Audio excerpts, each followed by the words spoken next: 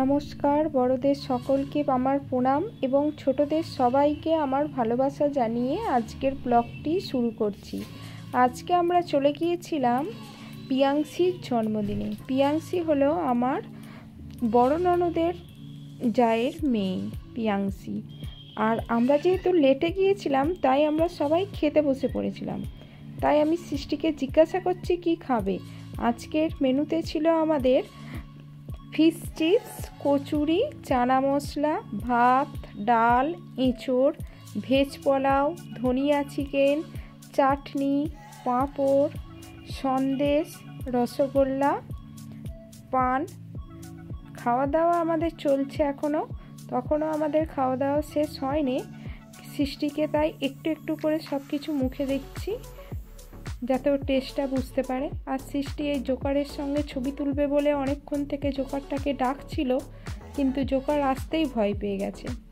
আর এখানে সৃষ্টির কাকাই খেতে বসেছে, কাকাইদের চিকেনটা দিয়েছে। তারপর সৃষ্টির দাদা খেতে বসেছে, সৃষ্টির দাদা খাচ্ছে এখানে। আর ঠিক উল্টো দিকে বসেছে সৃষ্টির দিদিভাই। দিদিভাই এখানে দেখছে যে কোন কার্টুনটা ভালো লাগে, সেই কার্টুনটা দেখে দেখে ও খাবে।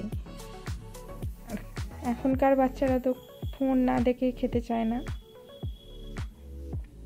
সৃষ্টি এখানে দেখছে, ওকে বলছে যে ও দিদিভাইয়ের সঙ্গে খাবে কিনা।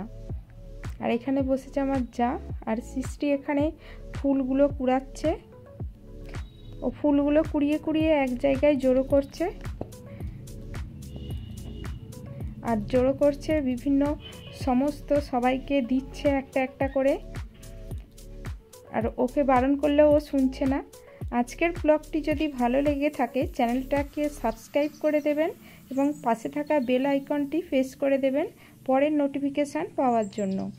আর ভিডিওটি যদি ভালো লেগে থাকে একটা লাইক